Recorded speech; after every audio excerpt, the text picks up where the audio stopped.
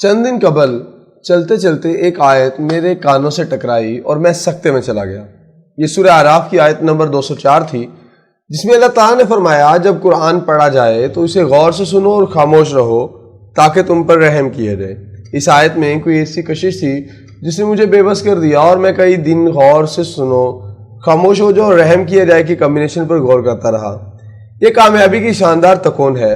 انسان بے شک جب تک کوئی چیز خاموشی سے غور سے نہیں سنتا تو وہ بات اس وقت تک اس کی سمجھ میں نہیں آتی، اور وہ بات یا وہ چیز جب تک سمجھ میں نہیں آتی انسان پر اس وقت تک اللہ کا رحم نہیں ہوتا۔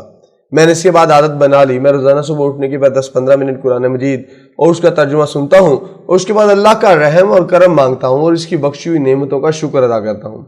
قرآن مجید اللہ تعالیٰ کا انسان پر بے انتہا کرم ہے، لیکن اب یقین کریں سورہ رحمان دنیا کی سب سے بڑی اینٹی ٹینشن، اینٹی ڈپریشن اور اینٹی انگزائٹی میڈیسن ہے۔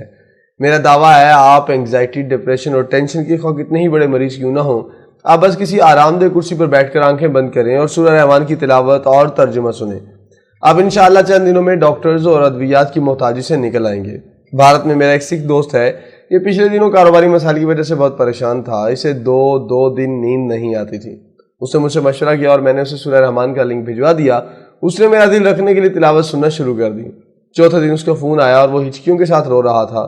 اس کا کہنا تھا جاوید جی میری ساری پریشانیاں ختم ہو چکی ہیں، میں سارا دن اپنے رب کی بلیسنگز گنتا رہتا ہوں، صبح سے شام ہو جاتی ہے مگر اللہ کی بلیسنگز کی فہرست مکمل نہیں ہوتی۔ اس کا کہنا تھا میں نے کل رب کی نعمتوں اور اپنے مسائل کی فہرست بنائی تو آپ یقین کرو رب کی مہربانیاں پہاڑ اور میرے مسائل چٹکی برابر تھے، اور یہ مسائل بھی میرے اپنے پیدا کیے ہوئے تھے، قدرت کا ان میں کوئی قصور نہیں تھا۔ میں نے سکھ دوست سے کہا تم بس اسی طرح اپنے اور ہمارے مولویوں سے بچ بچا کر قرآن سنتے رہا کرو، تمہیں کسی ڈاکٹر اور کسی دوا کی ضرورت نہیں رہے گی۔ اس نے کہا لگایا اور یہ اب روز صبح آدھ گھنٹہ تلاوت اور ترجمہ سنتا ہے اور پھر گردوارے میں جا کر میرے لیے دعا کرتا ہے۔ میں غیر مذہبی، لبرل اور پریکٹیکل انسان ہوں، میں جھاڑ پھونک اور وظیفوں کا قائل نہیں ہوں۔ میں نے قرآن مجید بھی صرف ترجمے کی شکل میں پڑھا ہے، مذہب کا علم بھی احادیث کی چند کتابوں، تاریخ اور سیاحت سے محدود ہے، لہٰذا میں عقیدت کا قائل نہیں ہوں۔ مگر آپ یقین کریں سورہ رحمان کے ساتھ نے مجھے حیران کر دیا۔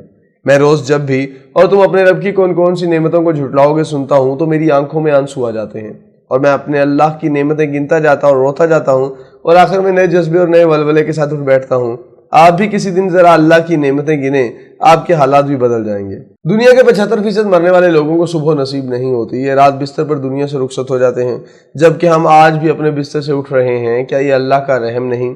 دنیا میں 24 کروڑ لوگ سانس کی بیماریوں کا شکار ہیں، ان کے پھیپھڑے کام نہیں کرتے، یہ اللہ کی بخشی آکسیجن سے لطف نہیں لے سکتے، جبکہ ہمارے پھیپھڑے دن رات دونوں اوقات میں آکسیجن کھینچتے بھی ہیں اور باہر بھی پھینکتے ہیں۔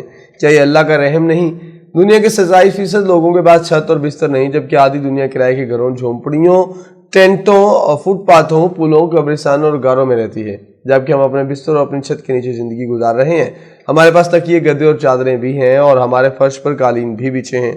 کیا یہ اس کا رحم نہیں؟ دنیا کی 60% آبادی کے پاس اپنا ٹوائلٹ، اپنا باتھ روم اور صاف پانی کا اپنا ذخیرہ نہیں، جبکہ ہم روزانہ ٹوٹی کھول کر گیلنوں کے حساب سے میٹھا اور صاف پانی ضائع کر رہے ہیں اور ہمیں اس پر ملال بھی نہیں ہوتا۔ کیا یہ بھی اللہ کا رحم نہیں؟